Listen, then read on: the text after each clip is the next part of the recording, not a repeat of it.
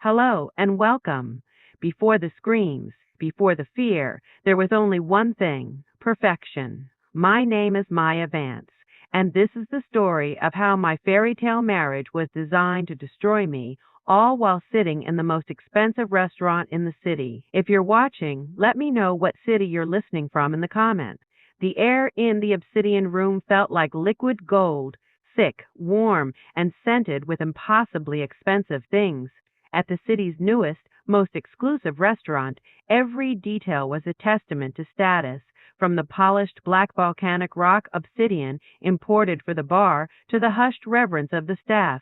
I, a curator named Maya Vance, felt like I finally belonged.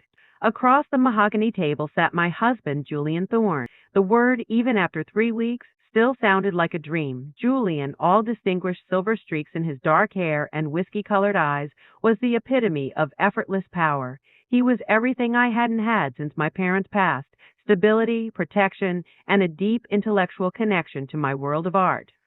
He was currently speaking to the sommelier, his voice a low, confidential murmur that had everyone subtly leaning toward our table.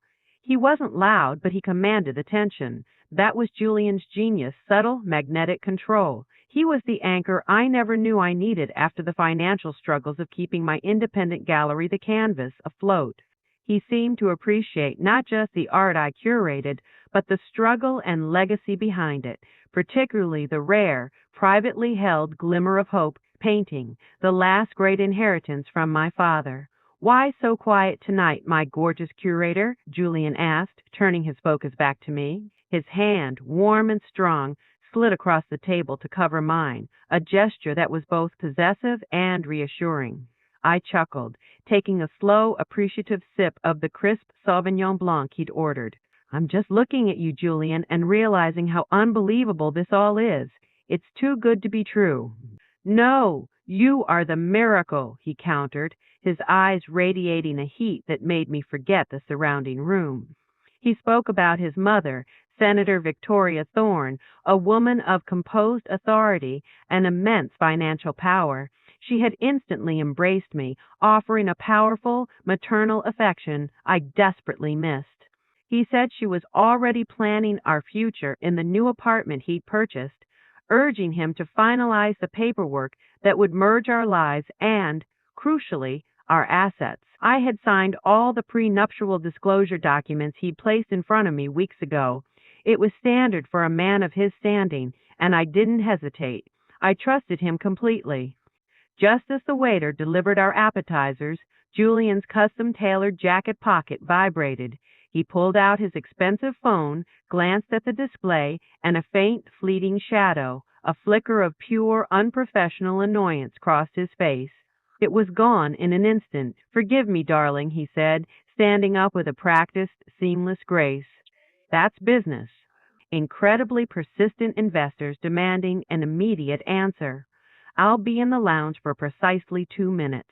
Order your favorite, the dark chocolate lava cake, Maya." He placed a quick, almost dry kiss on my cheek, a gesture that felt strangely rushed, and walked swiftly toward the lobby entrance, phone pressed to his ear. I watched him go, smiling to myself, still basking in the glow of the perfect lie. I looked around the beautiful, hushed dining room. It was then I noticed the elderly woman sitting alone at the table directly next to mine. She wasn't eating her meal. She was stirring the ice in her water glass with a nervous, insistent rhythm, her attention fixed solely on me. Her face, etched with worry lines, was vaguely familiar. I knew I'd seen her at my gallery, always drawn to the modern landscape section, Vivian Hale. As I started to offer her a polite, questioning smile, Vivian's eyes darted past me, scanning the empty lobby where Julian had vanished. Her face crumpled, not with sorrow, but with visceral, unadulterated terror. She pushed herself up from the table, moved toward me with halting, unsteady steps, and bent low, placing her mouth right next to my ear. The faint scent of lavender and the strong, sharp smell of fear washed over me. Clearly someone's life savings. But the words that accompanied it, "monster," "bloodsucker," "Chloe is gone," felt like the ravings of a person driven mad by grief. I wanted to believe it was a mistake, a tragic case of mistaken identity. This woman is confused. Julian is a consultant. He's not involved in anything this sinister. Ma'am, I truly think you have the wrong person, I stammered, trying to hand the thick roll of currency back to Vivian. My own hand was shaking, not from fear yet, but from sheer, incomprehensible shock. No, Vivian Hale breathed, her tears finally spilling over and tracing clean tracks down her pale, worried cheeks. Her eyes, wide and filled with the profound pain of loss, were utterly sincere. I am not mistaken. He has many names, many perfect faces. Please, run. Her grip released, and she practically stumbled backward, turning away abruptly and shuffling quickly toward the main entrance, her focus fixed entirely on escaping the opulent room before Julian returned. The sight of Vivian's desperate flight, combined with the undeniable financial offering, was too real to be dismissed as delusion. I glanced down at the cash, then lifted my gaze, drawn involuntarily to the lobby entrance where Vivian had just vanished, and that was when the confusion curdled into a sickly, cold dread. The maitre d', Victor Sterling, had stepped back from the kitchen door, and now the second figure Julian had been waiting for had appeared. Standing just inside the foyer, their immense frames barely contained by their expensive yet poorly tailored dark suits, were two men. They weren't looking for a table or consulting a reservation app. They were watching, scanning. They were massive, bald, radiating an almost palpable threat that was starkly at odds with the delicate luxury of the dining room. And as I watched, their eyes, two pairs of cold, expressionless points, locked onto me. I recognized the taller one instantly as the man Daniel would later call Marcus. His presence, his terrifying stillness, coupled with Julian's sudden, convenient departure and Vivian's frantic warning, instantly validated every single desperate word the old woman had spoken. The threat was no longer abstract. It was standing 30 feet away, and it was looking directly into my soul. Rational thought imploded. Raw, primal instinct, the desperate, blinding urge for survival took over. It screamed louder than any logical protest. I launched myself to my feet. The abrupt movement sent my chair scraping backward across the polished floor with a loud, attention-grabbing shriek. I grabbed my delicate, beaded clutch, shoved Vivian's life savings deep inside, and, without a single moment of hesitation, bolted for the corridor leading to the restrooms. I heard gasps, the clatter of silverware from a nearby table, but I didn't care. I flung myself into the room marked L80s, slammed the heavy oak door shut, and slid the thick metal bolt home, a momentary, illusory shield. Leaning against the cold, unyielding wood, I fought to breathe. A cab, a service exit, run. Vivian's instructions hammered against my skull. I fumbled inside my clutch, pulling out my smartphone. My hands were shaking so violently that the phone clattered against the tiled floor twice before I managed to grip it. I typed in my rideshare app address. Not home. My brownstone was compromised. Not the gallery. I typed in a distant industrial warehouse complex. The app searched. My eyes scanned the room for a window. Small, high up, frosted, and absolutely covered by thick black metal security bars. My escape route was cut off. My phone buzzed. Driver found. White Hyundai Elantra. ETA to 4 minutes. 4 minutes. I had to risk the main door. I had to run through the dining room, burst onto the street, find the car, and pray it was fast enough. I took a shaky, deep breath, reached for the bolt handle, and prepared to throw myself back into the lion's den. But before my fingers could even touch the cold metal, a voice, calm, indifferent, and chillingly close, came from the other side of the heavy door. It was Victor Sterling, the maitre d'. You'll need to wait a moment, I'm afraid. Then the familiar, smooth baritone of the man who had promised me forever. It's quite all right, Victor. My wife is just a little overwhelmed. A slight touch of an anxiety attack after a very long week. I'll take care of her. Victor confirmed, and then came the single most horrifying sound of my life, a dry, metallic click, the unmistakable sound of a key turning in a lock from the outside. I was locked in, a prisoner in a marble cage. I ripped at the door handle, but the heavy oak door was now a solid wall. Julian's voice came again, right outside, devoid of any genuine concern. Maya, please open up. Don't be silly. Tell me what that old woman said. The terrifying, impossible truth was finally undeniable. Julian was not worried. He was in control. And now he was waiting for my next move. But I realized Julian's true intention wasn't to calm me. It was to hear me confess my knowledge, and I was about to give him exactly what he wanted, the confirmation that I knew the truth about his operation. I was trapped, facing the man I married who was now my jailer. He wasn't trying to save me. He was trying to extract information. I realized that to survive, I had to give him a confession, but one that would turn his psychological game back on him. I had to expose his real crime, and in doing so, I'd be signing my own death warrant. The thick oak door, now a solid barrier, thrummed under my frantic assault. I battered the wood, heedless of the scene I was creating, the sheer physical reality of the locked door fueling my rage. Julian! My voice was a raw, hysterical shriek. She said you're a monster. She said her daughter Chloe is gone. What did you do to Chloe? Where is she? I screamed the words that confirmed his greatest fear. I knew. The man outside paused. The smooth, polished mask fell away entirely, replaced by a smooth, utterly flat menace that cut through the wood. That is an unfortunate misdirection of yours. Chloe, a young woman who had poor control over her spending, chose to disappear. She was a reckless, minor inconvenience. He spoke of a vanished person with the dismissive tone one uses for a broken piece of furniture. It confirmed everything. Monster, he continued, his voice dropping to a smooth, seductive, yet utterly chilling whisper that was intended to break my resolve. But you, darling, you are the cornerstone of the operation. You're smarter, better connected, and far more valuable. This isn't just about money, Maya. It's about access, about power, about the legitimacy your art connections and your parents' legacy give us. Senator Thorne and I, we've been waiting for someone with your clean reputation, your integrity. We've managed to secure all your liquid assets, and now we simply need to finalize the transfer of the gallery deed and, most importantly, the true prize, the glimmer of hope. That painting alone secures us for life. You've signed everything else. Let's not make this difficult. The operation. He had confirmed it. My gallery, my parents' legacy, the painting, all of it was the target. I had been so trusting, so blinded by the lie of love, that I hadn't noticed the subtle transfer of power I'd legally signed away under the guise of prenuptial financial disclosure documents. Julian's cold financial focus on the glimmer of hope, my most guarded possession, and the last physical memory of my father, ignited a core of white-hot fury that finally surpassed my fear. I would not let him have it.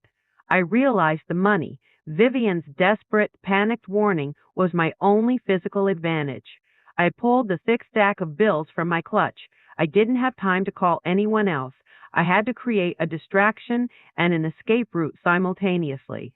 My eye swept the restroom one last time. There was a small, ornate metal service bell sitting on the marble sink vanity, a call button for the attendant. I grabbed it, feeling the solid weight of the brass in my palm. It was useless as a weapon, but as a noisemaker, I unrolled the wad of cash. Holding the brass bell, I pulled the pin from my hair, jammed it into the small gap at the bottom of the heavy door, and managed to pry open a hairline-thin sliver. Julian immediately noticed the sound. "Maya, stop that! What are you doing?" "I'm telling you to go to hell," I hissed back, then jammed a thick, tight roll of 100 bills into the small gap I had created. Using the service bell, I shoved the money under the door with desperate, frantic haste, aiming it not straight into the corridor, but angling it towards the high, narrow transom window above the main dining area, hoping someone, anyone, would see this sudden spill of green currency. As the bills fanned out onto the corridor floor, Julian let out a low, dangerous curse. "You little fool! Get the money, now!" I heard the heavy, low voices of the two large men from the dining room. The hired muscle joined the chaos outside. "Boss, we'll handle this," one of them rumbled. Heavy footsteps approached the door. A violent, bone-jarring impact slammed into the heavy oak door. The massive hinges groaned under the sudden, powerful pressure. The men were not trying to pick the lock. They were trying to break the door frame. I braced myself against the opposite wall. A small splintering crack appeared near the door's inner edge. "That door won't hold," Julian shouted, his voice now ragged with rage and urgency. "She's playing games. Get the key." "I told you to take her out the kitchen door before she caused a scene, but you couldn't even follow one simple order." The sound of wood starting to give way, mingled with the grunts of the men and Julian's furious pacing, forced my mind into razor-sharp focus. I had bought myself seconds, but that was all. My eyes darted to the small, grimy metallic door I hadn't noticed before, a tiny utility access panel near the floor, discreetly tucked beneath the sink vanity. It was only about 2 feet square, but it had a simple, spinning handle, not a lock. The door shuddered under another immense impact, the splintering sound now deafening. I dropped to the floor, my heart hammering against my ribs, and desperately spun the small rusted handle on the utility panel. It gave with a sickening screech. Behind the panel was a small, dark, airless crawl space, a narrow maintenance tunnel running behind the walls, smelling strongly of dust and cleaning chemicals. I had to make a decision, stay and be taken, or crawl into the dark. Julian's voice sliced through the din, right next to the door. "She's on the floor. Give me the ram. We're going in now." The man I married was about to crash through the door, and I was about to plunge into the unknown abyss behind the wall. The door was about to burst inward. I had seconds to lead the perfect, gilded life and crawl into the filthiest, darkest corner of the building. My escape wasn't a choice. It was a desperate, primal plunge into the unknown. I was trading a marble cage for a concrete tomb, all while my husband roared in frustrated fury just inches from my head.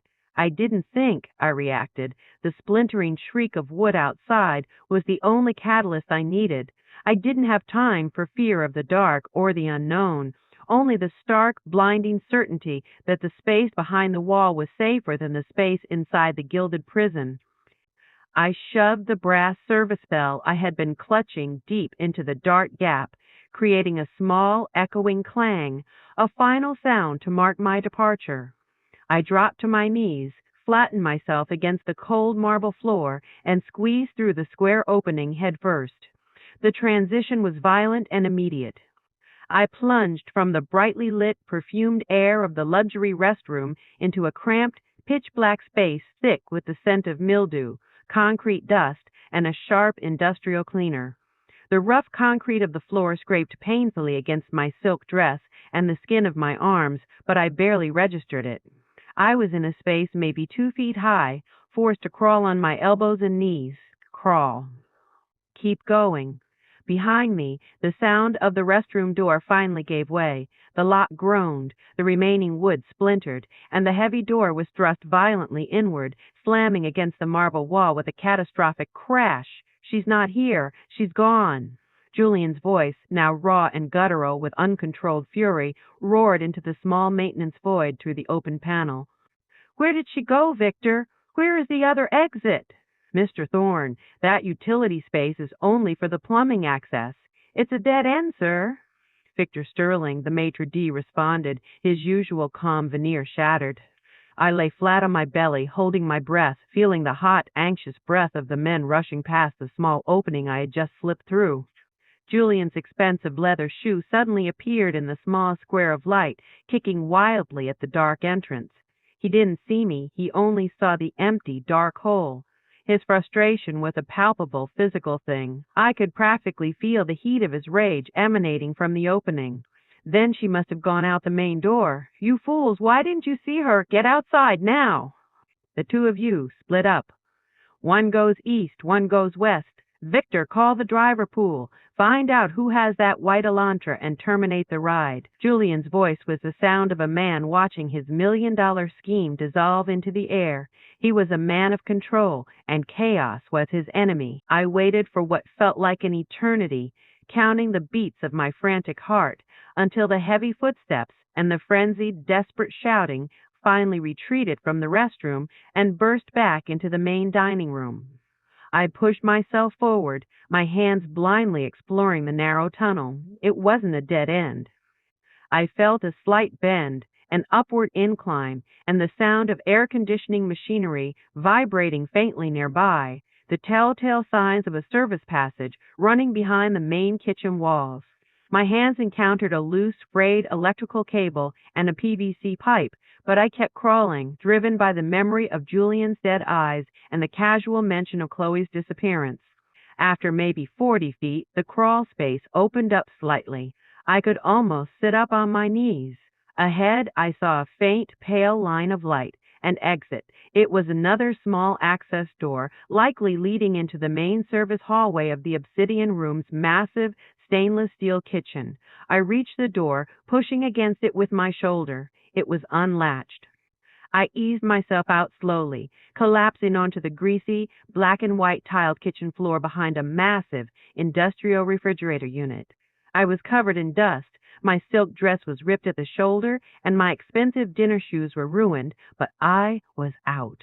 I could hear the commotion from the front of the restaurant, Julian's angry, muffled shouts, and the sounds of patrons confused by the sudden flurry of activity. I had mere seconds. I pushed myself up, staggering into the main thoroughfare of the kitchen. A young dishwasher, a man barely out of his teens, saw me, a glamorous woman in a ruined gown, emerging from a utility hatch, and froze, his mouth agape. I didn't explain. I just fixed him with a look of desperate, absolute urgency, pointed toward the fire exit at the far end of the kitchen, and whispered one word, my voice a raw rasp, police. I hit the metal push bar of the fire door with my full weight. The alarm system, a loud, piercing, insistent beep, beep, beep, beep, instantly filled the kitchen, drowning out every other sound.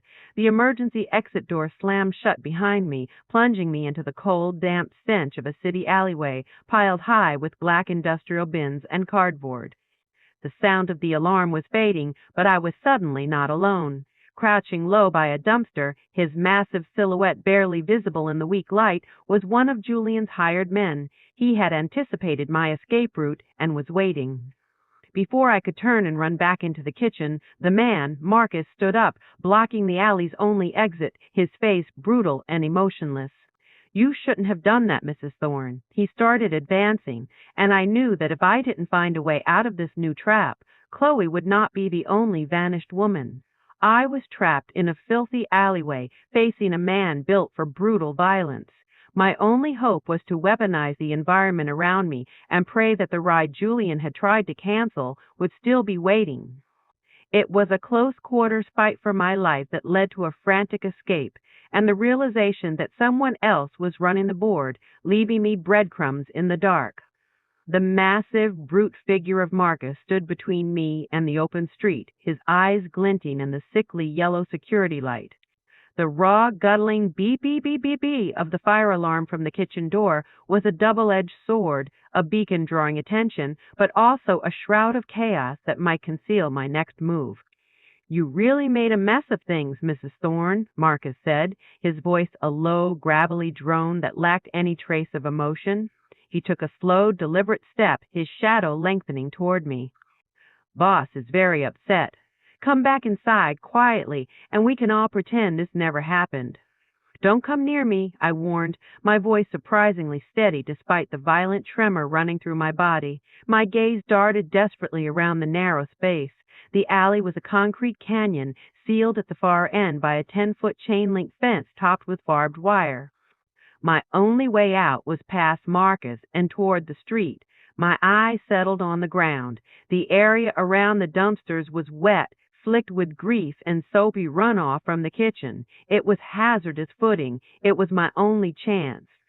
As Marcus took another slow step forward, I took a deep, final breath, channeling the last of my fear into a desperate, focused surge of adrenaline.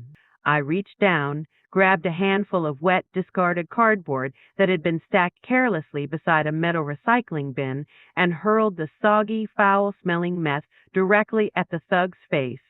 Marcus grunted in surprise, throwing an arm up to shield his eyes. In that microsecond of confusion, I launched myself forward. I didn't run for the street. Instead, I veered sharply toward a heavy, wheeled bin of kitchen refuse. I didn't have the strength to tip it over, but I kicked the bin's brake lever loose, then slammed my shoulder into the metal side, driving it sideways. The massive bin, heavy with garbage, groaned and scraped, its metal wheels shrieking on the concrete as it slid a few feet, creating a chaotic temporary blockade between me and the thug. Marcus stumbled backward, his feet slipping on the slick, greasy ground as he tried to regain his balance, cursing loudly as he bounced off the wall. Now or never, I sprinted the final 30 feet toward the open street. I burst out of the alleyway, hitting the main sidewalk with a frantic energy. The street was loud and busy, filled with Friday night traffic, the headlights blinding me momentarily. I pulled out my phone, the screen still showing the rideshare information. White Hyundai Elantra, license K43, T87. I spotted it instantly, just pulling around the corner, its driver seemingly confused about where to stop. K43T87, I shrieked, running directly into the path of a passing cab, which honked angrily. I reached the white Hyundai's rear passenger door, yanked it open, and threw myself onto the seat, collapsing into the worn fabric. The driver, a young woman with neon green hair and surprised, huge eyes, stared at me, horrified by the sight of the ruined silk and the terrified face. "Drive! Please! Go! Now!" I gasped, shoving myself toward the floor, terrified of being visible through the rear window. The driver, who introduced herself as Sky, didn't hesitate. She slammed her foot onto the accelerator. The Hyundai fishtailed slightly and then roared into the traffic flow, merging aggressively. "He was looking for someone," Sky replied, her voice shaky. I got a cancellation notice on my app just a second ago, but you were running right at me. I thought you needed help." The driver's instinct to help, combined with the confusion of the moment, had saved me. I instructed her to drive to the most distant industrial location I could think of, the old port area shipping yards. As the downtown buildings blurred past, I finally allowed myself a shuddering, tearless sob of sheer relief. I was physically safe for the moment. Julian, the man I married, was a professional predator, a master of the operation, and his mother was his powerful accomplice. They were hunting me, and they were hunting the last piece of my parents' legacy. I reached for my phone to call the police, but hesitated. Senator Victoria Thorne was on the Financial Regulatory Board. Julian had money and connections. Would they believe a terrified, disheveled woman claiming her perfect, powerful husband was a killer? Not without proof. As I lowered the phone, the screen blinked. It wasn't a call. It was a single text message from an unknown number. The text had no words, only a single, low-resolution image, slightly blurred. It was a close-up, angled shot of the lower left corner of a framed painting. A very specific, tiny discoloration in the wood of the frame. It was the back of the Glimmer of Hope. I stared at the image, my heart pounding with a sudden fresh surge of adrenaline that was colder than fear. No one besides Julian, me, and my late father knew the painting's unique identifier, the small, almost imperceptible burn mark on the back of the frame, right near the signature block. The text was followed almost immediately by a second, one-word message from the same unknown number, "Hide." The terrifying implication was that Julian was not the only one watching. I had an anonymous, powerful savior, and this person had just proved they knew my most profound secret. I was running blind, saved by a stranger who knew my deepest secret. I had to gamble my life on trusting this anonymous source, and in doing so, I would uncover the true, chilling nature of Julian's criminal network, a system so powerful it was branded with the name of a killer's rock, the Obsidians. I was about to receive the key to a conspiracy that went all the way to the Senate. The one-word message, "Hide," was a lifeline. I paid Sky a substantial sum of Vivian's cash and told her to forget she'd ever seen me. I then retreated to the back of a brightly lit, all-night diner, my mind racing. I was now a fugitive with a phone that was probably compromised and an ally whose identity was a complete mystery. I messaged the anonymous number back, my fingers flying across the screen of my personal phone, despite the risk. Who are you? How do you know about that?" The reply was immediate, shocking me with its speed and precision. "I am not your enemy. I worked for your father. My name is Daniel. I've been trying to warn you since Julian started sniffing around your gallery 6 months ago. We need to talk. Not here, not on text. He monitors everything.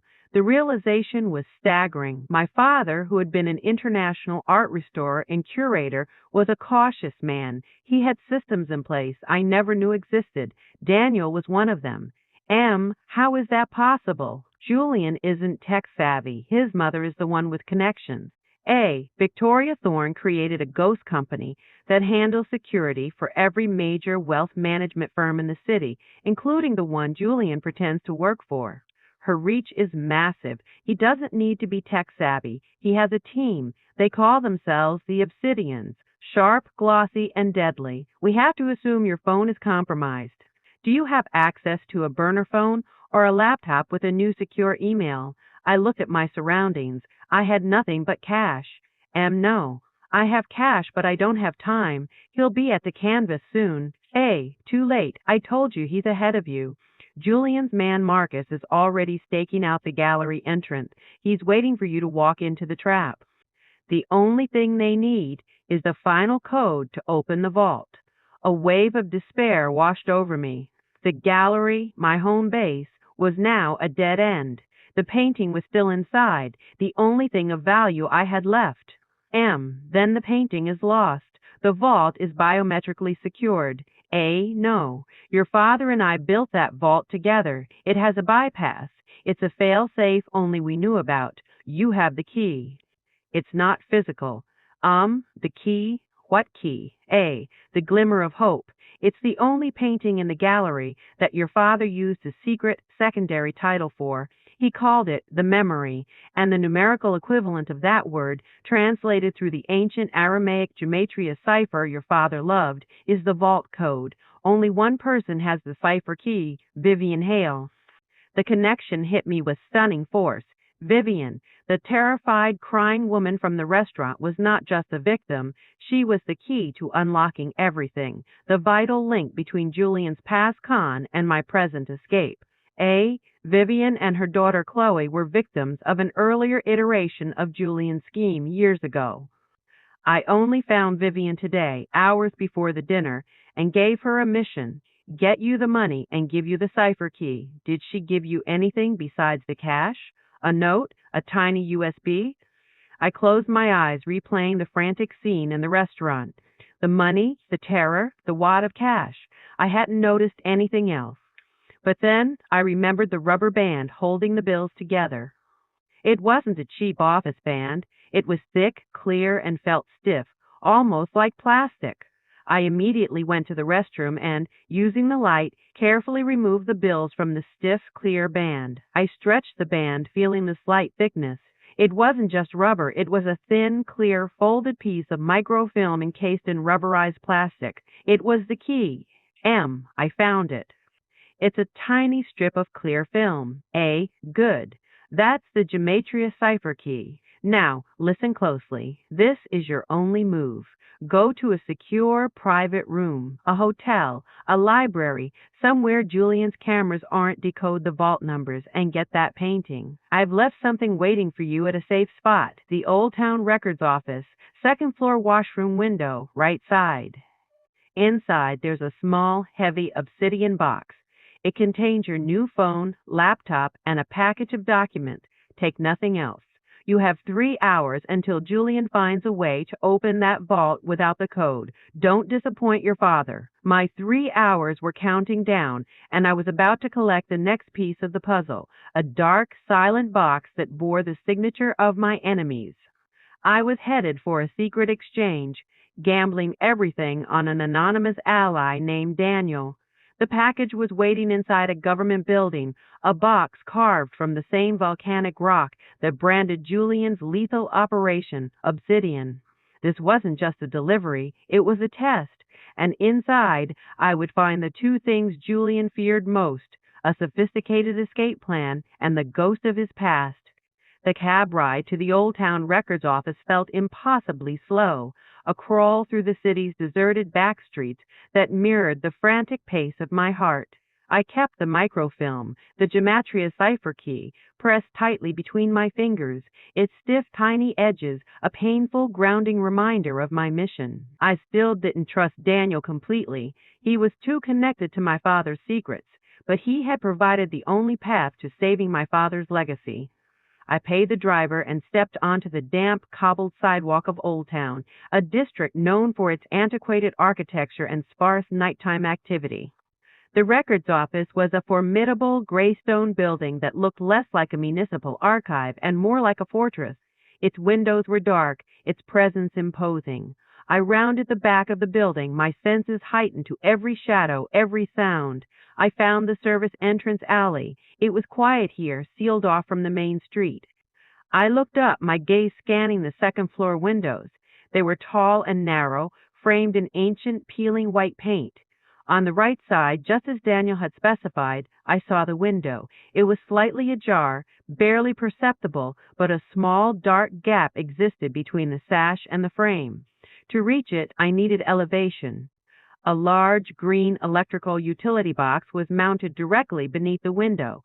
It offered a precarious, knee-high step. Beyond that, the wall was brick, cold, and rough. I took a running leap, pulled myself onto the utility box, and then precariously balanced on the ledge, clinging to the brick wall for balance. The height made me dizzy, and my ripped dress snagged painfully on a rough edge of the brick. I reached out a cautious hand, found the gap, and pushed gently. The window opened with a faint, breathy creak, the sound echoing too loudly in the stillness. I slipped my hand into the dark, dusty interior of the bathroom. My fingers immediately brushed against something solid, cold, and strangely smooth.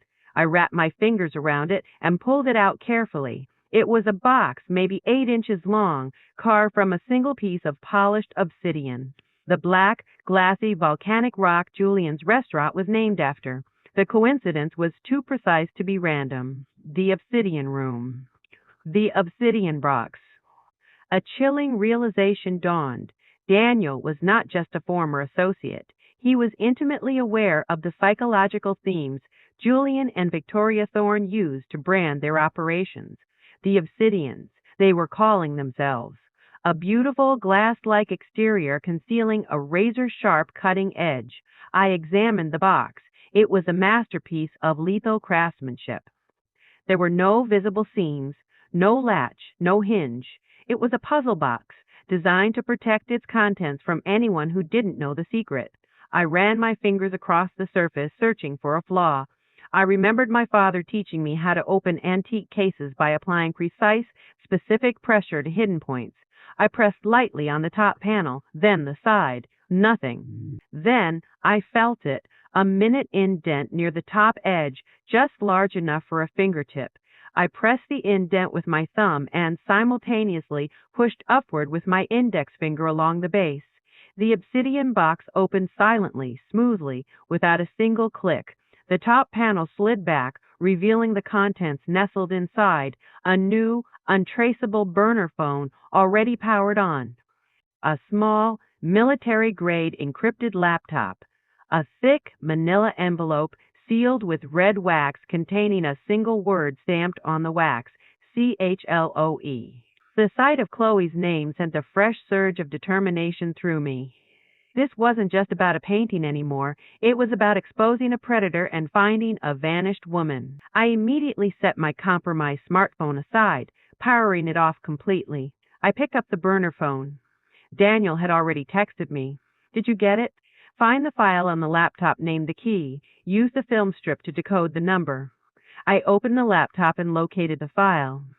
The screen displayed a complex chart, a substitution cipher where each Aramaic letter corresponded to a specific number block.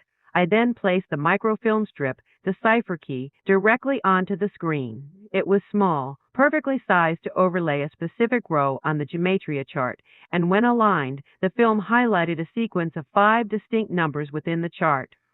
The word I needed to decode was the memory. I started the painstaking process of transcription, using the key to reveal the numbers. The resulting sequence was 432-299-3509-357-7X299. It was long, far too long for a typical 12-digit keypad vault. Daniel's message flashed on the burner phone. It's a two-stage vault. The first four numbers are the override for the biometric scanner. The rest is the standard code. I quickly typed the first four digits, 43221, into a separate field on the laptop and pressed Enter. The laptop immediately loaded a new document, a high-resolution aerial map of the canvas and the surrounding block, with two locations circled in bright red. One was the vault. The other was the utility closet Julian had used to install a second, unexpected biometric scanner bypass. And the map showed that Julian was heading there right now to activate his override and seize the painting. My 3 hours were already up, and my enemy was already in my building. I had the code, the key, and the blueprint, but Julian was already inside my gallery. The aerial map showed me his ultimate contingency, a secret bypass in a janitor's closet. My only move was to race across the city, climb a rusty fire escape, and use my own compromised technology as a weapon to pull the enemy away from his target. It was a game of seconds, and Julian was winning. The aerial map of the canvas on the encrypted laptop screen was a terrifying blueprint of betrayal. The building was displayed in minute detail, overlaid with glowing red lines, tracing the intricate route of the ventilation system and utility access points. 2 points were circled: the main vault, now blinking with a successful 4321 biometric override confirmation, and a smaller, less obvious circle nestled in the wall of a janitorial closet near the back loading dock. This was the location of Julian's secondary biometric override, his own insurance policy against any attempt to change the main code. Daniel's latest message on the burner phone was stark and urgent. Julian is heading for the janitor's closet now. He will activate his failsafe, and the vault will open from the outside in under 5 minutes. You have to get to the vault first. I looked at the clock on the laptop, 1:11:10 a.m. I was a 10-minute drive from the gallery, and Julian was already inside the building, thanks to his intimate knowledge of the structure. He knew my gallery better than I did, having spent months convincing me they were remodeling and upgrading security together. I scrambled to my feet, shoving the laptop and the obsidian box into the abandoned utility cabinet next to the records office wall. I needed to be light, fast, and untraceable. I need a faster way in. The front door is compromised by his man, Marcus. D, use the vents.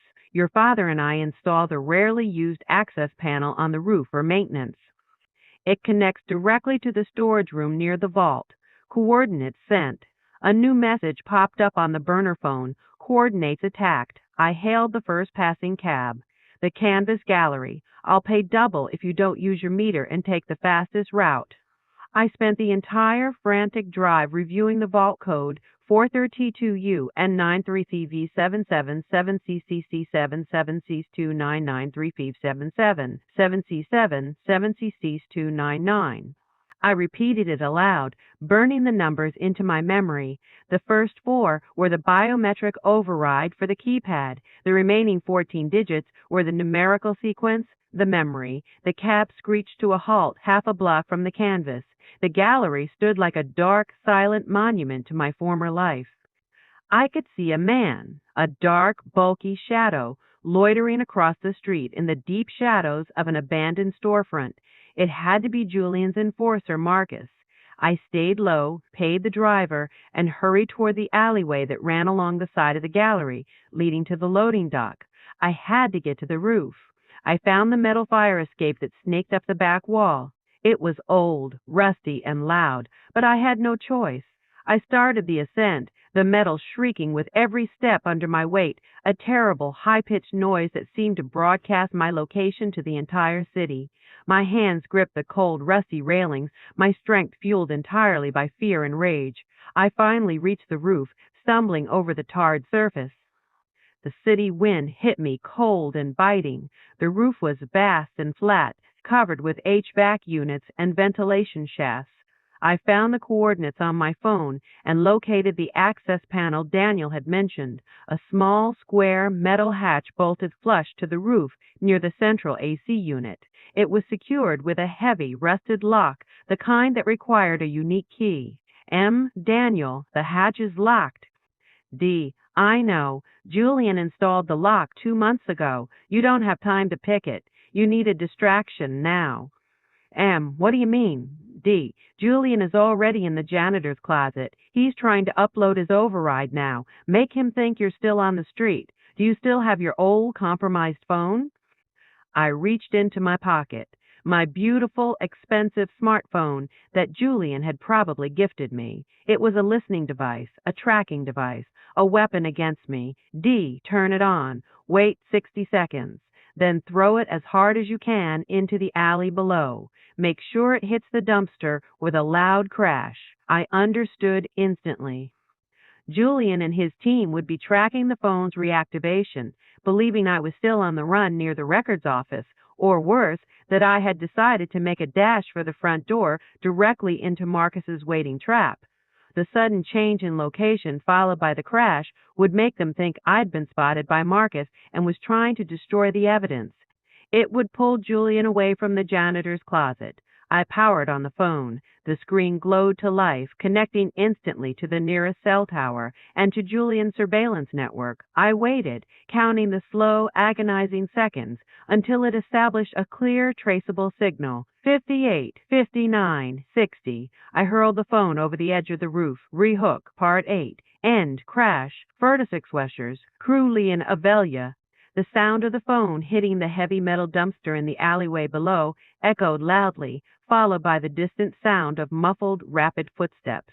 Marcus moving to investigate. The distraction worked. D. Go. Now. I looked back at the locked hatch, then down at the ruined, rusted lock I had torn from the door I had passed through earlier. I needed to break that hatch lock, and my only tool was the heavy, jagged piece of metal I now held in my hand, and I knew Julian was moving inside, ready to steal the painting. The time for subtlety was over. I had to break through a steel hatch and crawl through a narrow air duct, all while the man who ruined my life was opening the vault below. I was a few seconds too slow, but I had one final advantage. Julian wanted a silent, clean theft. I was about to give him noise, chaos, and a desperate act of sabotage that would ruin his perfect plan, even if it meant risking my life. I slammed my shoulder against the hatch lock. It held. I slammed it again, pouring all my fear and desperate strength into the effort. The old lock, rusted through, finally gave way with a screech of tortured metal. I lifted the heavy hatch and plunged into the darkness of the ventilation shaft. I fell 4 feet onto the dusty metal grating of the internal duct, landing hard on my knees. The impact jarred my teeth, sending a jolt of pain up my spine, but I barely noticed it. The internal path was a tight squeeze, a long, dark tunnel with a faint, chilling airflow. I crawled on, following the map in my mind, until I reached the drop point above the storage room adjacent to the vault.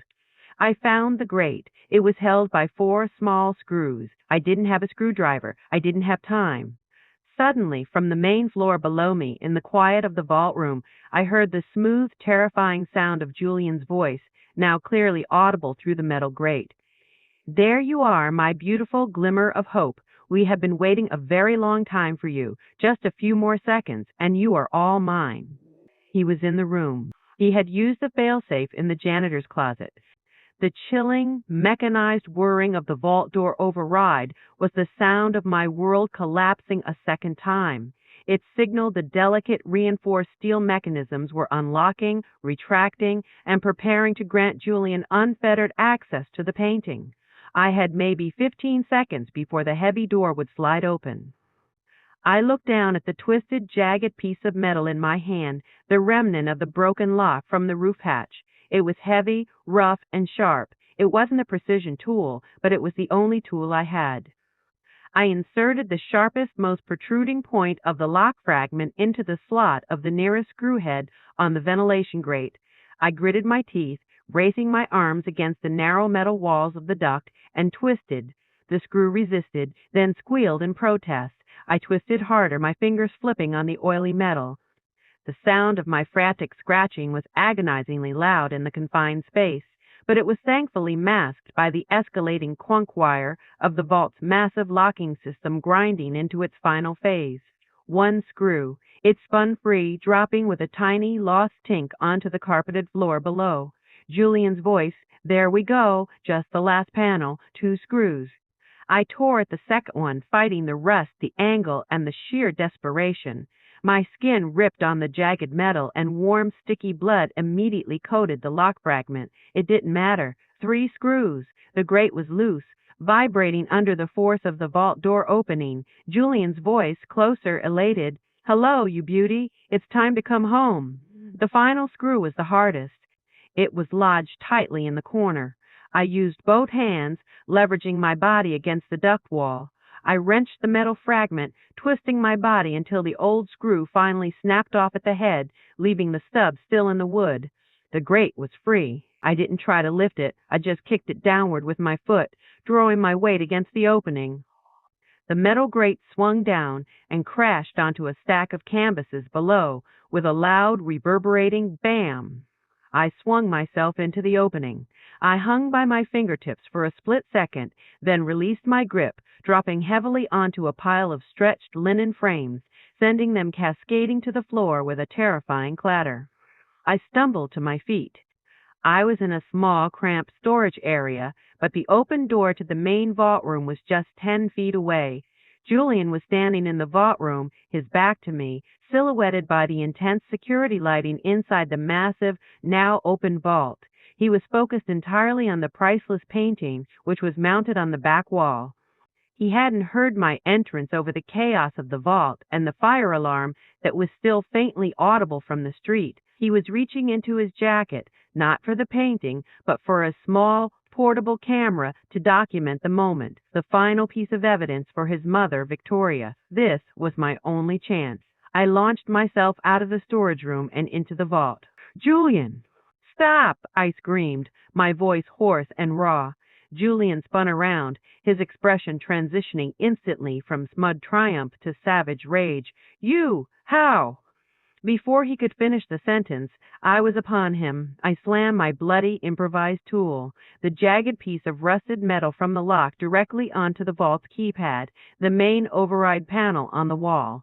The impact tore a deep gash through the plastic housing and scraped violently across the circuitry. Sparks flew from the panel. The keypad instantly went dark, emitting a final, high-pitched, dying ee-ee-ee-ee-ee.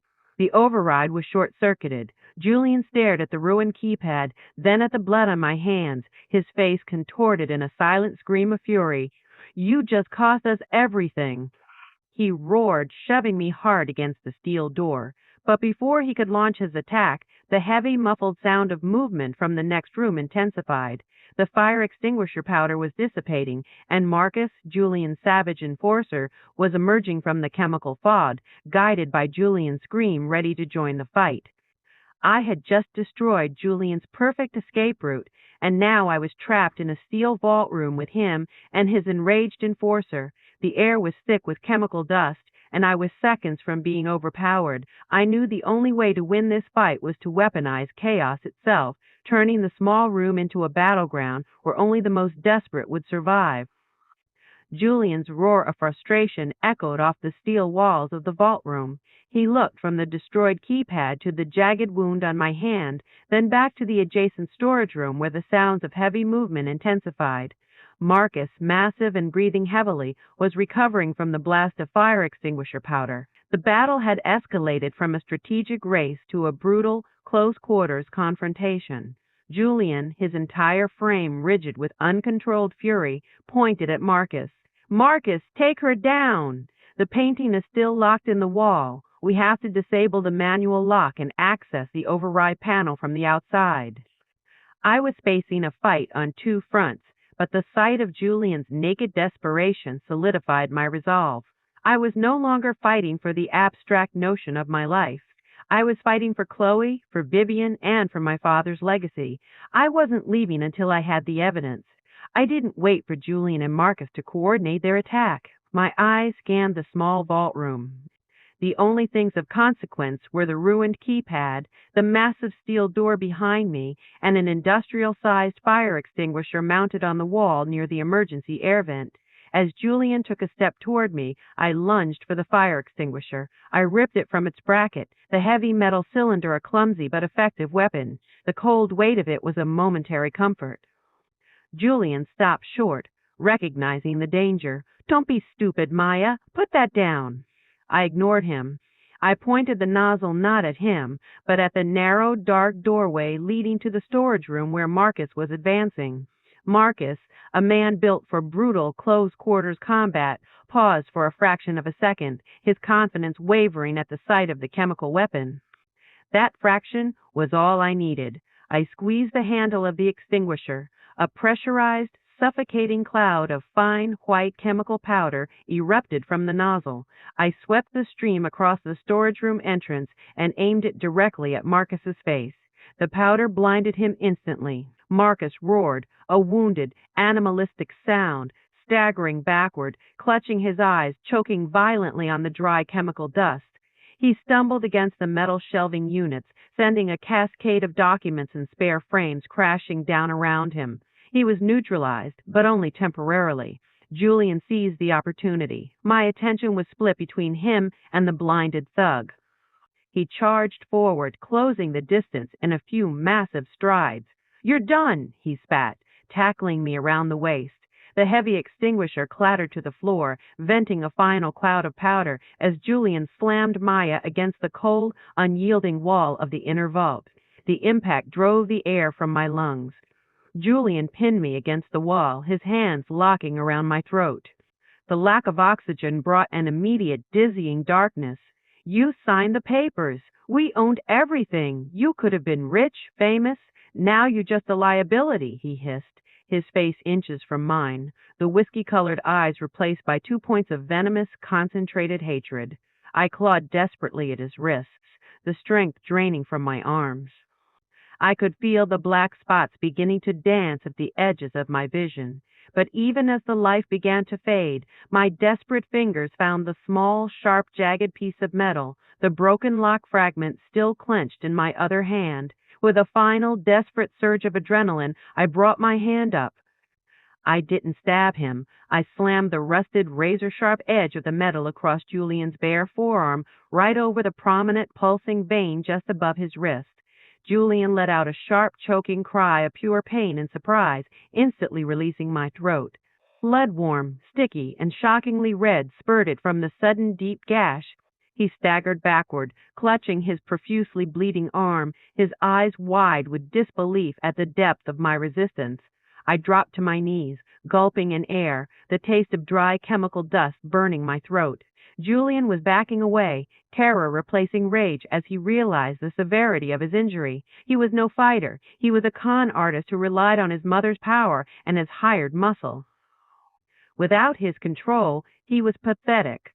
I struggled to my feet. My eyes fell upon the manila envelope I had retrieved from the obsidian box, the one stamped with the word CHLOE.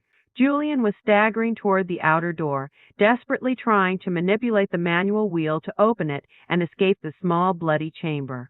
I knew I couldn't let him leave and call for help. I lunged forward, not to fight, but to throw the thick, sealed envelope directly at Julian's face. It missed, sailing past him, hitting the heavy steel door. Julian froze, mesmerized by the large, stark letters stamped on the red wax, CHLOE. He looked at the envelope, then at the blood pouring from his arm, then back to me, the fear of his past instantly eclipsing his rage. But what was in that envelope that would finally break Julian Thorne? I had delivered a fatal psychological blow. The envelope I threw wasn't filled with financial records. It held a secret that shattered Julian's relationship with the only person he truly trusted, his mother. I watched as the most charming, calculating man I had ever known collapsed into a broken, bleeding puppet just as the architect of the entire operation arrived outside the door. Julian stumbled backward, one hand clamped over the deep, bloody gash on his forearm, his eyes fixed on the manila envelope I had thrown. It lay on the steel floor near his feet, its red wax seal stamped with the stark, accusatory name, CHLOE, the blood loss, the shock of the injury, and the sheer psychological pressure of his scheme imploding made him momentarily forget everything else, even the fact that Marcus was still choking in the next room. Julian looked down at the envelope, his features contorted with a confusion that was rapidly turning to pure terror. "Where did you get that? What is that?" he choked out, his voice hoarse. "It's the truth, Julian," I spat, my chest heaving, my eyes locked on his. I knew he wasn't afraid of the police. He was afraid of his past and the one thing that could expose the pattern of his meticulously planned cons. It's what the glimmer of hope truly represents. It's not just a painting. It's the key to your entire operation, and it's something your mother lied to you about. His eyes darted from the envelope to the locked inner vault wall, then back to the blood pouring from his arm. He clearly suspected the envelope contained financial records or evidence that Chloe had somehow left behind. "Don't touch it," I warned, taking a cautious step backward, keeping the heavy manual wheel of the vault door between us. "I know everything about the gematria cipher, the override, and how you and your mother prey on women with valuable family legacies." Julian hesitated. His fear of the unknown contents of the envelope was greater than his immediate rage. He needed to secure the evidence, not destroy it. He bent down slowly, cautiously, using his uninjured hand to snatch the envelope from the floor. He tore the red wax seal and ripped the flap open, pulling out the contents. It was a thick stack of folded documents and a small, antique silver locket on a delicate chain. Julian dropped the documents, his breath catching in his throat. He recognized the locket. It was a replica of the one Chloe wore, a precious family heirloom that held two tiny, faded photographs. He grabbed the locket, his fingers trembling, and managed to pry it open. Inside were two pictures, a tiny image of Chloe, smiling, and next to it, a small handwritten note on a slip of paper the size of a postage stamp. Julian's eyes scanned the note. His entire body went rigid. He looked up at me, the blood draining from his face, leaving him pale and instantly defeated. "No." "That's impossible," he whispered, a sound of utter, genuine shock. The documents that had fluttered to the floor were not financial records. They were highly detailed, certified birth and death certificates, the proof of a child Julian had conceived with Chloe years ago, a child he had been told died in infancy. The locket's message simply read, "He lives. Run." Chloe hadn't just vanished. She had orchestrated her escape by faking her child's death and her own disappearance, trying to protect her son from Julian and Victoria. The discovery was devastating. In that moment of total psychological breakdown, the inner vault door, the one Maya had manually locked earlier, let out a final, terrifying clang. The final locking bolt shot into place, sealing the glimmer of hope irrevocably behind its reinforced steel wall. The painting was safe for now, its secondary manual lock activated by the vibration of Julian's emotional collapse. Julian let out a broken, animalistic sound of despair. His rage redirected itself instantly toward the real source of his problems, his co-conspirator, his mother, Senator Victoria Thorne. "This is her fault. She said she cleaned it up. She promised me everything was contained." He shrieked, clutching the locket. I realized Daniel hadn't just given me the vault key. He had given me the ultimate wedge to destroy the Thorne operation from the inside. "Your mother lied to you, Julian," I said, finding my footing and my voice. "She didn't clean it up. She just buried Chloe's escape, and she certainly didn't tell you about the child." As Julian stood there, bleeding and paralyzed by the devastating truth, the muffled sound of a third presence reached them. It wasn't Marcus. It was a measured, powerful voice, calm and utterly ruthless, coming from the main gallery floor just outside the manually locked steel door. "Julian! Open the door, now!" It was Senator Victoria Thorne. Julian stared at the closed vault door, then at the manila envelope lying scattered on the floor. He looked at the blood on his arm, and finally at me, the only other person who knew the truth of Chloe's survival. Victoria Thorne's voice came again, sharper this time, infused with danger.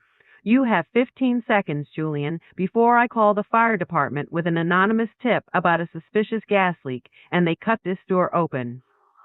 Julian knew his mother. She didn't bluff. He had to make an impossible choice, side with his powerful, dangerous mother or risk exposure by aligning with me and the ghost of Chloe.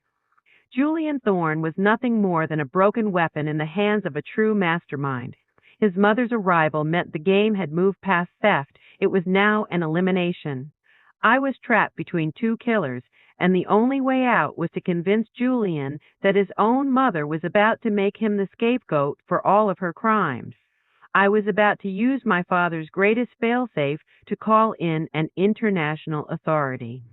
The threat was clear. Victoria Thorne was operating on a timeline measured in seconds, and her only goal was containment. She had arrived not to save Julian, but to ensure the evidence, me, did not survive, and that her son took the fall for the evening's chaos. Julian, the once charming predator, was now a terrified man clinging to the hope of his mother's forgiveness, despite the proof of her betrayal scattered at his feet. "Open the door, Julian," Victoria's voice repeated, closer now, and utterly devoid of maternal warmth. "The 15 seconds are up. You know what comes next." Julian's focus snapped. He knew his mother would sacrifice him in an instant to protect her reputation and the larger operation. But in that moment, I became the single most dangerous threat to him because I held the proof both of Chloe's escape and of his mother's deceit. "The painting is not the issue anymore," Julian hissed, taking a step toward me, his bloodied arm forgotten. "You are. You and whatever else Daniel gave you." Before he could lunge, the floor outside the vault door vibrated, and they heard a sharp, mechanical whine, followed by a metallic screech. "She wasn't bluffing," I whispered, backing away toward the wall of the locked inner vault. "That's a rotary cutter. She's bringing the fire department or someone with heavy equipment. They'll be through that door in minutes." The whirring noise stopped, replaced by a loud, insistent clanging as a heavy object, likely the large, motorized cutting head, was pressed against the thick steel. Julian looked at me with an expression of pure, desperate self-interest. "She will not hesitate to let them find us both. But if I give her you, alive, unconscious, and holding a forged confession, she might let me walk away." He lunged for the manual wheel, ready to obey his mother. "Don't," I warned, stepping in front of the wheel. "She will kill us both. She doesn't want witnesses.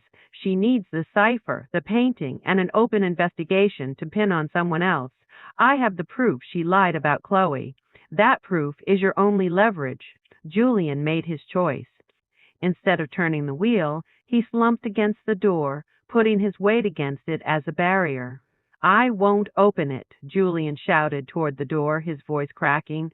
"I want a guarantee. I want to know who is outside." The only response was a sharp, furious crash against the steel door, Victoria kicking the metal in frustrated rage. The sound of heavy footsteps receded, and the intercom clicked off. Victoria was regrouping, preparing her next inevitable move. I seized the opportunity. I grabbed the documents that Julian had dropped, the certified birth and death records and the locket. "Who is Daniel?" Julian asked, his voice barely a whisper. He knew about Chloe. He knew about the cipher. "Who is he?" "Daniel is Chloe's brother-in-law. Her late husband was your first victim, Julian," I revealed, the pieces clicking into place. "He spent years watching, waiting, and documenting your operation with his own secure network. The Obsidian box wasn't just a delivery, it was the final exchange of intelligence." I held up the locket. Chloe didn't disappear. "She escaped and went into deep hiding with her son. She faked the death certificates to throw you and your mother off the trail. That's what your mother lied about." Julian stared at the locket, the full realization of Victoria's duplicity and ruthlessness hitting him. His entire life was a construct built on his mother's lies, and now he was expendable. Suddenly, a loud, sustained R-U-shing sound filled the air, the sound of liquid being pressurized, followed by a metallic snap. "What is that?" Julian panicked. I looked up toward the ventilation shaft above the storage room. Marcus, blinded but not deaf, had heard the gunfire and the rising panic in Julian's voice. He was no longer trying to clear his eyes. He was doing exactly what he was trained to do, create a diversion. The rushing sound was the industrial water main. Marcus had stumbled to the janitorial closet adjacent to the storage room and had wrenched open the pipe connections. "She's flooding the gallery," I cried. "She's trying to destroy the evidence before the federal agents get here. She'll collapse the building's infrastructure." The scent of chlorine and raw sewage immediately began to seep into the vault room from under the sealed door. We were trapped in a steel box, and the gallery was rapidly turning into a toxic, waterlogged wreck.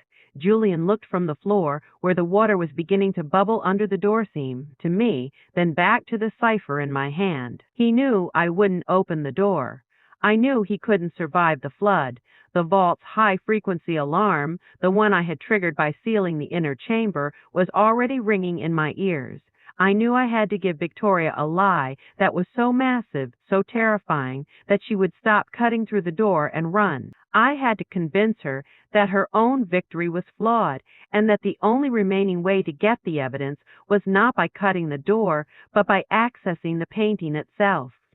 Victoria was about to cut through the door, but I knew she was a planner, not a brute. I had to give her a reason to stop, a threat that was bigger than me, a lie that would expose the final piece of the painting's security and force her to abandon her attack. But my victory was short-lived, as the sound of her final, brutal cleanup echoed through the gallery.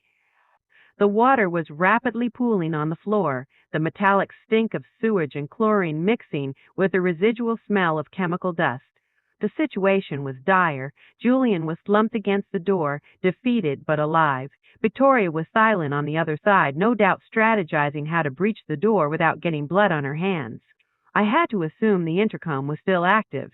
I ignored Julian completely, raising my voice so it would carry through the solid steel of the door to the gallery intercom speaker outside. "Senator Thorne, I didn't destroy the cipher key. I didn't need to. The key, the cipher, and the full vault sequence, all of it was encoded into the glimmer of hope itself."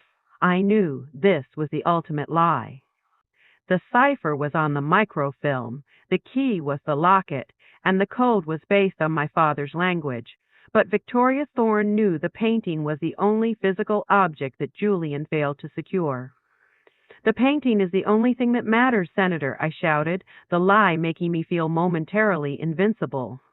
"It contains the full sequence to your shell company accounts. It is the only proof of Julian's crimes. And the internal alarm I just triggered is connected to the National Arts Registry. They will send federal agents, not your thugs, and they will claim the painting as evidence. You have no move left." The moment I spoke the lie, the gallery intercom clicked off. The terrible silence was shattered by a new sound, 3 rapid gunshots from the gallery floor outside, followed by the heavy, sickening sound of a body collapsing. Victoria Thorne had just eliminated the last person standing in her way. Julian stared at the door, his eyes wide with horror, the last vestiges of his loyalty to his mother dissolving into panic. She killed someone," he stammered. "She eliminated the last loose end on the outside," I said, my voice grim.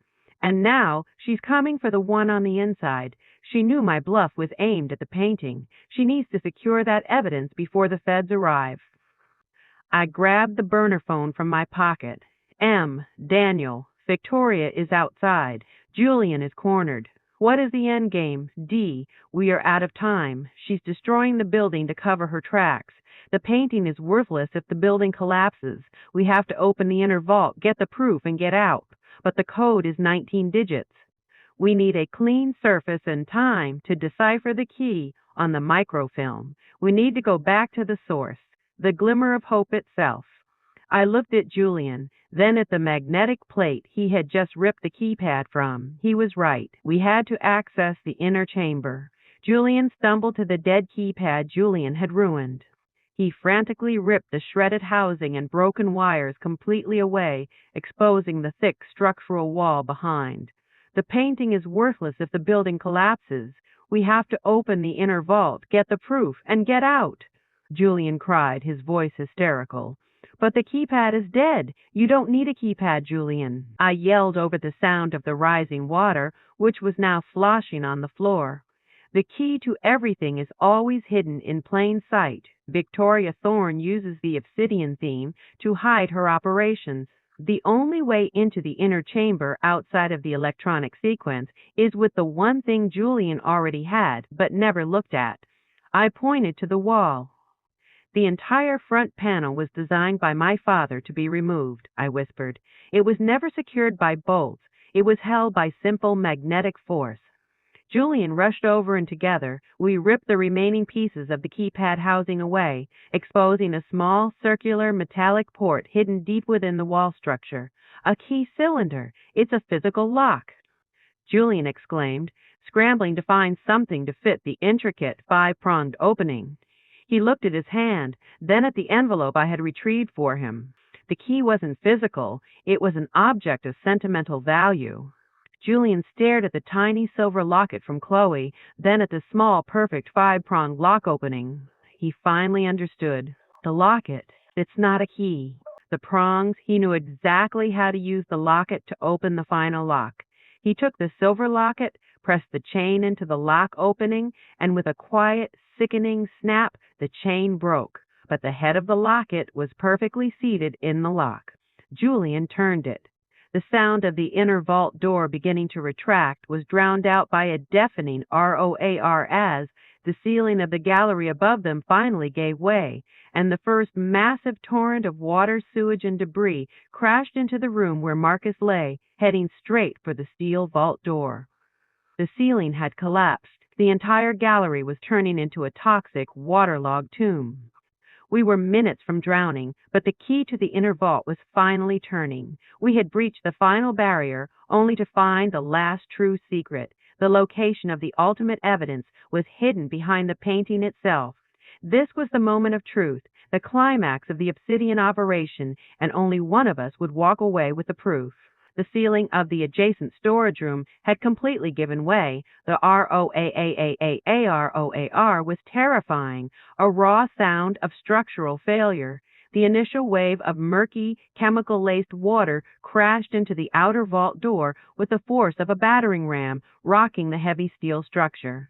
The sound of the inner vault door grinding open was an irrelevant whisper against the escalating catastrophe. "We have seconds!" Maya shouted, wading through the rising water, which was now shin-deep and fouling their clothes. Julian, his face a mixture of panicked desperation and sudden sharp intellectual focus, was solely focused on the task at hand. The locket, now broken, was turning in the hidden lock. With a final heavy KLU and K, the inner vault door retracted into the wall. He plunged into the cavity, fighting the current, and pulled the magnificent priceless, the glimmer of hope, from its recessed mounting. The canvas was large, heavy, and already damp with toxic water. As he struggled to lift the painting, I reached inside, my hand searching frantically behind the cavity where the painting had been mounted. I knew my father's mind. He never trusted electronics or metal. His true security was always hidden in the most obvious place. "It's not in the painting, Julian. It's behind it," I yelled. My fingers found what my father had shown me years ago, a small magnetized safe built directly into the concrete wall behind the canvas. I ripped the small door open. Inside wasn't a cipher key or a ledger, but a small, thick, leather-bound notebook. Julian saw the notebook and, realizing it was the true evidence, lunged for it, dropping the painting into the murky water. The priceless canvas bobbed uselessly in the rising flood. "No, that's mine!" Julian screamed, tackling me against the concrete wall. But before he could grab the book, a large, dark shadow appeared in the vault entrance, fighting the current. Marcus, blind, choked, and covered in filth, had finally staggered into the vault room, guided by Julian's screams. Marcus, his vision obscured by the fire extinguisher powder and his senses ravaged by the toxic water, didn't recognize me. He only recognized the smaller, struggling figure fighting near the wall. Julian, his employer, who had just failed him and his mother. Marcus, driven by a raw, primal need for self-preservation and perhaps a misguided sense of loyalty to Victoria Thorne, saw Julian as the immediate cause of the catastrophe. He grabbed Julian in a crushing bear hug. "No more, boss. It's over, Marcus roared, his voice thick with phlegm, and he dragged Julian under the rising water. I watched in horror as the two men struggled, their bodies disappearing beneath the churning, filthy current. This was not justice. It was a brutal, ugly end to a life of greed. Victoria Thorne, hearing the sounds of the collapse and the final struggles, made her last tactical move. A final, loud clang came from the outer steel door. She had manually triggered the emergency seal, locking the vault from the outside to ensure no one, not even the federal agents, could access the evidence inside. I was alone. Trapped in a collapsing, flooding steel box, I clutched the heavy, water-resistant notebook to my chest. I needed to get out. The manual door was sealed. The plumbing was rupturing above me. I was going to drown. Suddenly, the burner phone in my pocket, which I hadn't destroyed, vibrated violently. A final message from Daniel. Check the vent on the right. Your father's failsafe. The air vent. I waded to the emergency air vent cover near the ceiling, now just inches above the rising water line. Using the edge of the notebook, I pried the vent open. It led to a narrow, vertical air shaft. I squeezed into the shaft, pulling myself up with immense effort. The climb was agonizing, but it led me upward, away from the rising water and toward the roof. After a desperate, agonizing climb, I emerged, gasping, onto the cold, wind-swept roof. The city was silent, save for the distant wail of sirens, the federal agents and police, finally responding to the National Arts Registry alarm. I looked down at the notebook. It wasn't a ledger. It was my father's meticulously kept provenance log, detailing every sale, every commission, and every security flaw in the Thornes' modus operandi.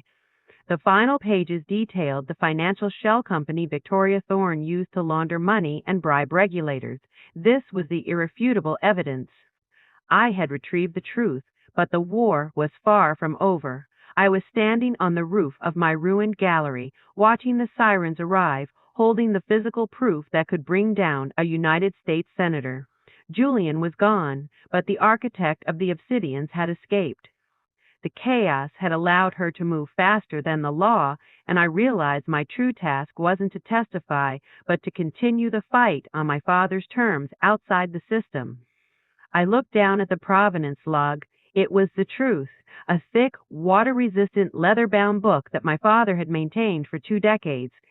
It detailed every attempt the Thorne network had made to compromise his high-value clients, every security flaw in the vault system, and, crucially, the entire financial structure of Victoria Thorne's empire.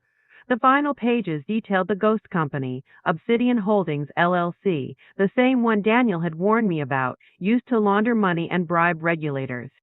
This was the irrefutable evidence. I wrapped the leather notebook in a protective layer of my ruined gown and slid it into the obsidian box I had retrieved earlier. I made my way down the secondary, hidden fire escape, emerging onto the street just as the first wave of federal agents and the police tactical team swarmed the front of the gallery. I stepped into the swirling lights of the sirens, a solitary figure in a torn, waterlogged dress, carrying a black obsidian box. I was bruised, exhausted, and utterly broken, but I was free, and I had the truth. I was immediately ushered to a temporary staging area in a nearby empty storefront, where a stern, gray-haired woman who identified herself as Agent Delphine Reyes of the Federal Organized Crime Unit was waiting. "You're claiming this notebook, this provenance log, details a multi-million-dollar fraud and money laundering operation run by a sitting senator?" Agent Reyes asked, her skepticism etched in every syllable. She held the leather-bound book with gloved hands. "I'm claiming it's the truth," I countered, my voice now steady and resolute. "It details the ghost company, Obsidian Holdings, LLC, the network of corrupt regulators, and every victim, including Chloe and her late husband." Julian Thorne, the man you'll find drowned in the vault, was the predator. Senator Victoria Thorne was the architect. Agent Reyes glanced at the preliminary report on her clipboard. "The bodies we recovered, Julian Thorne and his associate Marcus, confirm a violent struggle. We also found evidence of gunfire outside." 2 bullets, confirmed to be from a standard issue service weapon, were lodged in the main gallery wall. Victoria Thorne had executed someone. Suddenly, the burner phone in my pocket, which I hadn't destroyed, rang. It was Daniel. I answered immediately, lowering my voice. "I'm with the lead agent," I whispered. "What did you see? Did she get away clean?" Daniel's voice was low, strained, and filled with static. "She never leaves a trail. The plane she took off in, it's registered to a holding company in the Caymans. She'll be untraceable within hours. But she didn't leave empty-handed. Remember the person she shot outside the vault door?" My breath caught. Who was it? It was Victor Sterling, the maitre d'. He worked for her for years. But he was more than that. He was the one who orchestrated all the physical setups. He was the only one who truly knew the identities and current locations of all of Victoria's past victims, the ones who took payoffs and signed non-disclosure agreements. Daniel's voice dropped to a chilling whisper. "Maya, she didn't shoot him because he was a witness. She shot him because he had a hard drive containing all those victim records. She had to ensure that no one could ever track down the old victims and force them to testify. She has the list, Maya. She knows who to silence next." I looked at the provenance log in Agent Reyes's hands, the only piece of evidence they had. It proved the scheme, but not the current locations of the witnesses. Victoria Thorne was now hunting her own past, moving faster and with more lethal intent than ever before. She's coming for Chloe, I realized, the terror returning. Chloe was the one witness whose survival Victoria had failed to verify. We move now. Chloe is safe, but we have to move her again. I'm sending you a secure address now. Get out of there, Maya. You've given them the evidence. Now you need to go into hiding. You're the final threat, and she knows it. A final, urgent text message flashed across the burner phone screen. NEW coordinates attacked. I knew what I had to do. I had given the police the evidence, but to survive, I had to refuse their protection and disappear on my own terms. A ghost hunting a ghost. I had delivered the evidence that would dismantle the Obsidian network, but the real monster had escaped. The chaos of the flood and the gunshots had given Victoria Thorne a crucial head start, and she was now armed with a list of every victim who could testify against her. I had a choice: become a victim under witness protection, or embrace the darkness, trust the stranger, and become the final predator in the hunt.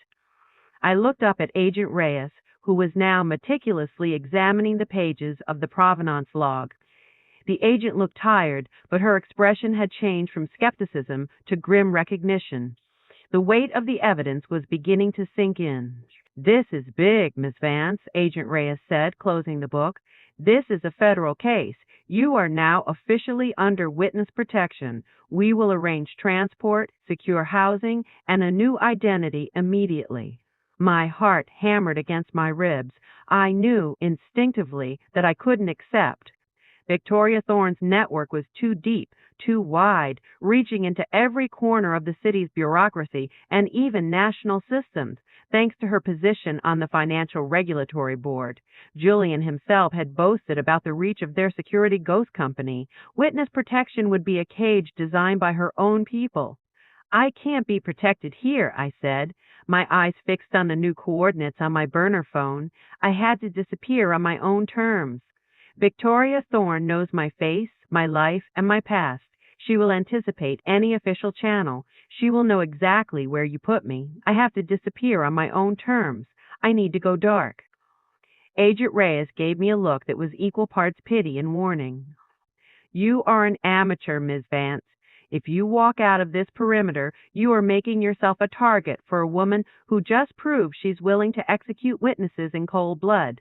"She already proved that," I countered, my voice low and firm. "She is coming for Chloe, and I am the only person who knows where Chloe is. I can't lead the senator's people to her. I have to find her first." I looked at the chaos of the scene one last time: the ruined gallery, the drowned bodies, the massive steel vault door sealed against the evidence. This was the end of the life I knew. I picked up the obsidian box. The weight of it was grounding. It contained the laptop, the phone, and the provenance log. the tools for the next phase of the operation. Thank you, Agent, I said, offering a small, sincere smile. You have the evidence to start the investigation. My life as Maya Vance ended tonight, but a new life, dedicated to bringing down Senator Thorne, has just begun. I have to go now. For Chloe, I slipped away from the command post, blending into the periphery of the emergency services. I found a quiet side street, hailed an unmarked taxi, and gave the driver the first intersection from Daniel's coordinates. As the car pulled away, leaving the flashing blue and red lights of the disaster scene behind, the burner phone in my pocket vibrated once more. A final chilling message from Daniel. The senator will try to turn your own network against you. She will assume you went to the authorities. She will be looking for a woman under protection. You can only trust one person in the entire world now, Chloe. Don't call me again. Good luck, Maya. I turned the burner phone off, tossing it into the glove compartment. I had given the FBI the evidence, but I was now a fugitive, racing toward a confrontation that I was completely unprepared for. The fight against Julian was about theft and survival. The fight against Victoria was about power, politics, and a global network of organized crime. I was alone, but I had a purpose. The gilded trap had snapped shut, but I had escaped, taking the only thing of value with me, the truth. My life was now the pursuit of the woman who destroyed it. The taxi sped into the darkness of the city, taking me toward a secret safe house and a woman I had never met, Chloe. I was a ghost running toward a secret alliance, knowing that Victoria Thorne was already calculating her next move, ready to use the list of her past victims to silence everyone who knew the truth. I was no longer running from the trap. I was running to the fight, armed only with a final, desperate message from Daniel. The senator will try to turn your own network against you. You can only trust one person in the entire world now, Chloe. For more real-life stories, subscribe. Thanks for watching. Goodbye.